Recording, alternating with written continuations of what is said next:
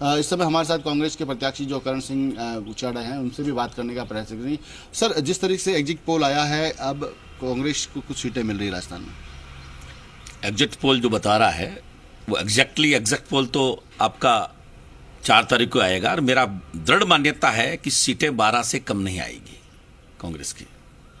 जिस तरीके से एग्जिट पोल में आया है कि पश्चिमी राजस्थान में भी कुछ सीटें मिल रही है, लेकिन आप कह रहे हैं 12 सीटें से ज़्यादा आएगी, लेकिन जो अभी एग्जिट पोल है उसमें आपको 6 से 8 सीटें मिल रही हैं। जोधपुर तो जीत ही रहे हैं, इसमें तो कोई फनबटी नहीं है। मैं कह रहा हूं राजस्थान पूरे में 12 सीटें से कम नहीं आएगी।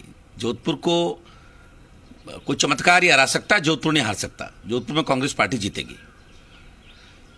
करण सिंह जी का कहना है कि जोधपुर में संभवतः चमत्कार ही भाजपा को जिता सकता है, कांग्रेस को हरा नहीं सकता। लेकिन अब देखना है कि अब मैच केवल 46 घंटे का समय बचा है, उल्टा काउंटडाउन शुरू हो गया, क्योंकि 4 तारीख को सुबह ठीक 8 बजे मतगणना जब पोस्टल बैलेट की शुरू होगी, उसके बाद अब तक अगर 9:30 बजे की मैं बात करूं तो मतगणना का प्रथम चरण संभवतः पूरा हो जाएगा। उसके बाद जो रुझान आने शुरू हो जाएंगे, तो ये तो अब 4 तारीख को जो है 46 घंटे बाद ही पता चलेगा कि किसकी जीत किसकी हार की तरफ हम बढ़ेंगे। लेकिन अभी तक के जो एग्जिट पोल आए हैं, एग्जिट पोल में कांग्रेस कहीं ना कहीं आशान्वित है और करण सिंह जी भी ज्यादा आशान्वित नजर आ रहे हैं। फिलहाल हम उनके साथ हैं, लगातार उनसे उनका जो रणनीति रहा इस बार उसको लेकर भी बात करेंगे। जिस तरीके से कांग्रेस ने बिल्कुल राकेश, आप अपनी बात, जिस तरीके से आपकी रणनीति रही पूरी कांग्रेस की, उस पर क्या कहेंगे?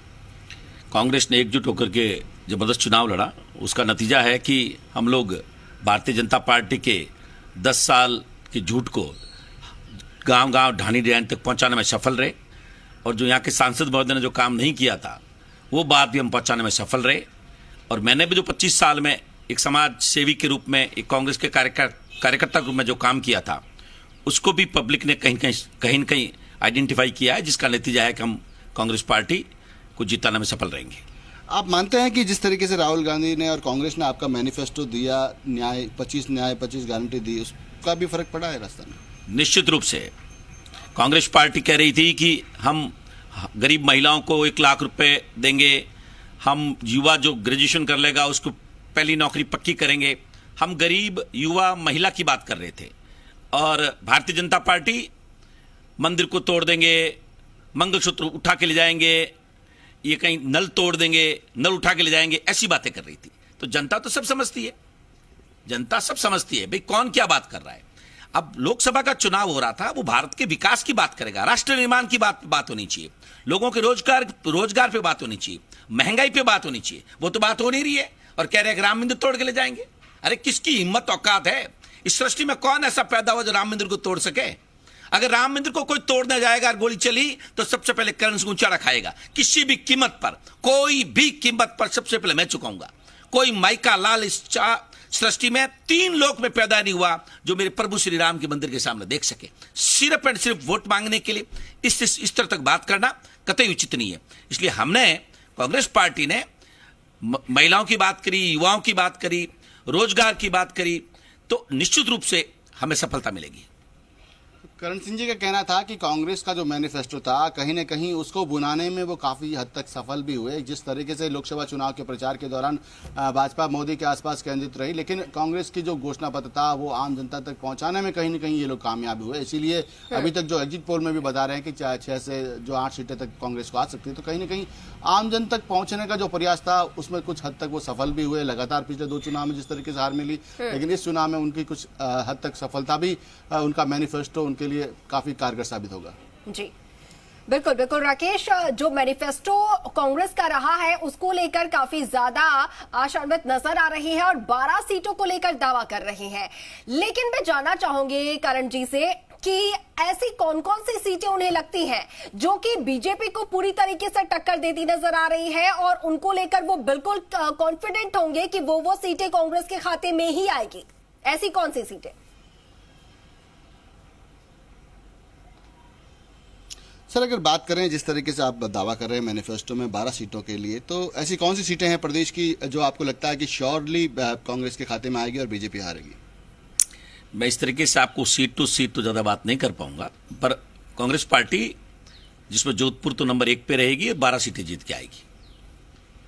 इनका कहना है कि वो सीट टू सीट तो अभी नहीं बता सकते हैं आकलन, क्योंकि वो तो अब 46 घंटे बाद ही पता पड़ेगा। लेकिन निश्चित रूप से उनका कहना है कि जोधपुर की सीट वो जीतेंगे, और इसके अलावा जो दूसरी सीटें हैं 12 सीटें वो दावा कर रहे हैं कि कांग्रेस के खाते में जाएगी और बीजेपी महज 13 सीटों पर सिमट जाएगी। लेकिन उनका जो आशान्वित होना कहीं ना कहीं उनको आगे बढ़ाता है कि वो काफी कांग्रेस के लिए जिस तरीके से उन्होंने प्रचार किया। और सबसे बड़ी बात है कि पूरे राजस्थान में जो विकास का मुद्दा जो शुरू हुआ वो जोधपुर से ही शुरू हुआ था, तो कहीं ना कहीं इन्होंने कांग्रेस के लिए बहुत बड़ा काम किया। बात करूं इस समय हमारे साथ कांग्रेस के जो है करण सिंह उचेड़ा जोधपुर से प्रत्याशी थे, उनसे बात करना चाहेंगे कि वो किस तरीके से क्योंकि वो दावा कर रहे हैं कि 12 सीटें 25 में से 12 सीटें राजस्थान में कांग्रेस जीतेगी, तो वो किस रणनीति के आधार पर कह रहे हैं कि वो 12 सीट जीत पाएंगे। सर, आप 12 सीटों के दावा कर रहे हैं तो किस आधार पर कर रहे हैं?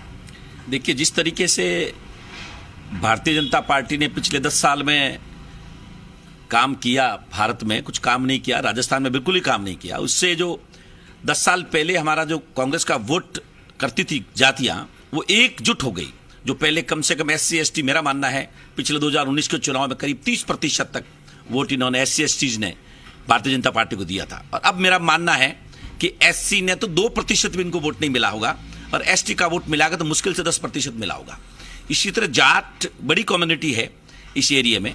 जाट पिछली बार जम के इन्होंने, मेरा मानना है कि जोधपुर में तो 70% 80% वोट इन्होंने भारतीय जनता पार्टी को किया था, और अब की बार शायद 8% वोट भी इनको जाट कम्युनिटी का नहीं मिले। इसी तरह विष्णोई कम्युनिटी में पिछली बार करीब 80% वोट इनको किया था, उसमें भी भारी कमी आई है। मैं राजपूत कम्युनिटी से हूं, जोधपुर की बात करूं तो मिनिमम 35% से ज्यादा वोट राजपूत कम्युनिटी के मेरे को मिलने वाले हैं, और बाकी जो वोट हैं वो सब में हमारा शेयरिंग है, चाहे मूल ओबीसी हो चाहे श्रवण कास्ट हो। ये सारे आंकड़े आप मिलाने जाओगे तो किसी आंकड़े में कांग्रेस पार्टी पीछे नहीं रहेगी। आधार पे ये जो समीकरण बता रहे हैं कि इतने कॉन्फिडेंस के साथ कि इस समुदाय से इतने % वोट मिले हैं, ये किस आधार पर बता रहे हैं? क्या उनकी तरफ से कोई सर्वे करवाया गया, या फिर उन समाज से या समुदाय से उन्होंने किस तरीके के दावे किए? क्या कुछ उनके मुद्दे रहे उन समाज के लिए काम को लेकर, विकास को लेकर? ये जरा उनसे पूछेगा किस आधार पर ये बता रहे हैं %। जी, आप जिस तरीके से आप ये दावा कर रहे हैं कि जो मूल ओबीसी है वो आपके फेवर में रहा, जाट, विष्णु और माली समाज का जो है बहुमत आपको मिल रहा है, राजपूत समाज से मिल रहा है, तो किस आधार पर? क्या आपने व्यक्तिगत कोई सर्वे करवाया है, या किन दावों के आधार पर आप कह सकते हैं कि ये 45 दिन तक हम लोग पब्लिक में रहे हैं? मैं ये नहीं कह रहा कि मूल ओबीसी और स्वर्ण कास्ट हमको ज्यादा मिले हैं, पर 20% वोट तो निश्चित रूप से मिले हैं, 20 से 25%। इनका मैं 20 से 25% मानूं, स्वर्ण कास्ट का 20 से 25%, मूल ओबीसी से 20 से 25%, राजपूत 35%, जाट 95%, माइनॉरिटी के 95% से ऊपर, SC ST के 90% से ऊपर। ये कैलकुलेशन मैं करना जाऊं तो किस आधार पे कोई मेरे को हराएगा? सारी कांग्रेस की जातियां जो आज से 10 साल पहले, 15 साल पहले कांग्रेस की हुआ करती थी, उन्होंने एकजुट होकर के वोट किया है, क्योंकि SC ST को तो ये लगा कि संविधान को चेंज करके हमारा आरक्षण खत्म कर देंगे। हमने समझाया भी, क्योंकि इनकी नीयत साफ नहीं है। ये साफ कह रहे थे 400 सीटें लाएंगे और संविधान चेंज करेंगे, तो उससे उनको समझ में आया कि हमारे साथ धोखा हुआ। हमने राम के नाम पर पहले वोट दे दिया था, उन्होंने अब की बार विकास के नाम पर और रोजगार के नाम पर वोट दिया है। मेरी ये दृढ़ मान्यता है। संविधान चेंज करेंगे, ये जो कह रहे हैं करण सिंह जी, इसको लेकर तो बीजेपी ने साफ तौर पर ये कह दिया था। प्रधानमंत्री नरेंद्र मोदी ने, गृह मंत्री अमित शाह ने साफ तौर पर ये कहा कई मंचों से कि संविधान को कोई हाथ भी नहीं लगा सकता, और इसके बारे में अगर कोई सोचेगा भी तो सबसे पहले केंद्र सरकार इसके बारे में सोचेगी, और किसी भी कीमत पर संविधान से कोई छेड़छाड़ कर ही नहीं सकता है। तो फिर ये मुद्दा कैसे बनता है, और इसके आधार पर पब्लिक उन्हें वोट कैसे दे सकती है?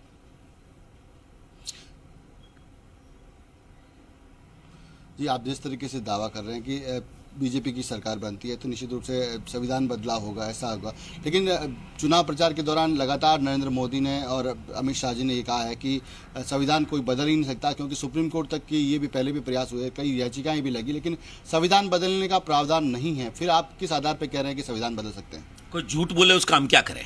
संविधान कैसे नहीं बदले? चुनाव कमिश्नर की नियुक्ति का तरीका चेंज कर दिया, जिसमें प्रधानमंत्री, विपक्ष का नेता और चीफ जस्टिस ऑफ इंडिया होते थे। चीफ जस्टिस ऑफ इंडिया को हटा के एक कैबिनेट मंत्री को उन्होंने डाल दिया, तो संविधान चेंज नहीं हुआ क्या? बोलने इतना झूठ बोले उसका हम कर क्या सकते हैं। जनता जनार्दन से अपील करता हूं कि हम तो आपको सच्ची बात बता ही सकते हैं, हम विपक्ष के लोग हैं, आप तक बात पहुंचा सकते हैं। मानना नहीं मानना आप जनता माई बाप हो, आपके हाथ में है। अच्छा राकेश, एक सवाल मेरा है उचारणा जी से पूछे, क्योंकि जब चुनाव उचारणा जी लड़ रहे थे तो इनके बहुत सारे बयान सामने आ रहे थे। एक दौर हमने ऐसा भी देखा था जब केंद्रीय मंत्री गजेंद्र सिंह शेखावत के सामने लड़ने को कोई तैयार नहीं था। उचारणा जी सामने आते हैं, मजबूती से लड़ते हैं, हिंदुत्व की बात भी करते हैं, कहते हैं मैं राम मंदिर गया हूं, दर्शन करने गया हूं, मेरे दोस्त ने चंदा भी दिया, इस प्रकार की बातें भी उन्होंने की थी। और राम के बिना किसी हिंदू की कल्पना नहीं की जा सकती, इस प्रकार की बातें उन्होंने की थी। तो पोलराइजेशन हिंदू वोट बैंक का करने का इन्होंने कोशिश किया, प्रयास किया, एक ये बात। लेकिन इन सबके बीच में कहां से इनको ये प्रेरणा मिली, कहां से इनको ये ताकत मिली कि वो गजेंद्र सिंह शेखावत के सामने लड़ जाए, केंद्रीय मंत्री के सामने 2,75,000 करीब 3 लाख वोट मान लीजिए, इतने अंतर से पिछली बार शेखावत जीते थे। इतने पहलुओं को देखते हुए भी हिम्मत दिखाई, लड़े, कहां से इतना बल मिला? और आज भी अगर जीत का दावा कर रहे हैं तो ऊर्जा कहां से मिल रही है?